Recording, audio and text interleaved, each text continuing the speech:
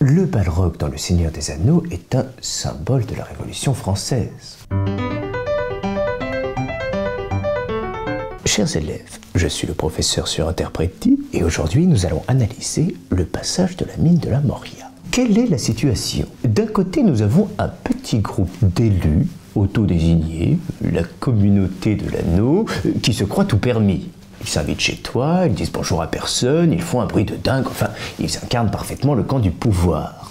Dans notre cas, l'oligarchie, la monarchie, bien sûr. De l'autre côté, nous avons les gobelins, qui ressemblent à ta gueule dans le miroir au lendemain du Nouvel An. Et donc, naturellement, représentent le peuple français.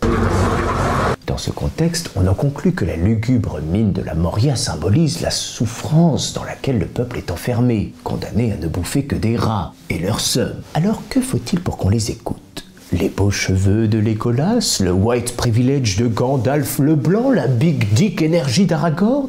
Ils ne l'ont pas. Et c'est au sein de cette crise que le balrog remplace les gobelins. C'est en quelque sorte leur version Super Saiyan. En effet, le balrog est quelqu'un de très lumineux, littéralement. Il auto-brûle, H24. Et que fait-il de sa lumière? D'abord, il la met sur les oubliés. Ensuite, il utilise son feu pour combattre l'ordre établi qui n'entend que la violence, comme l'ingé son d'Al Capote. Tout cela se révèle dans la scène mythique du pont. D'un côté le peuple, de l'autre le pouvoir. Le but du balrog est de franchir le gouffre des inégalités pour installer une république. D'ailleurs, pour la petite anecdote, la traduction de son rugissement est « Power to the people, Jah Babylon Fire ».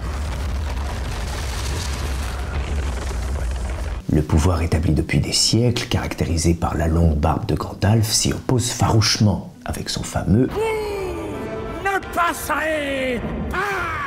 car il constate que le droit royal n'a plus aucun pouvoir sur le peuple français.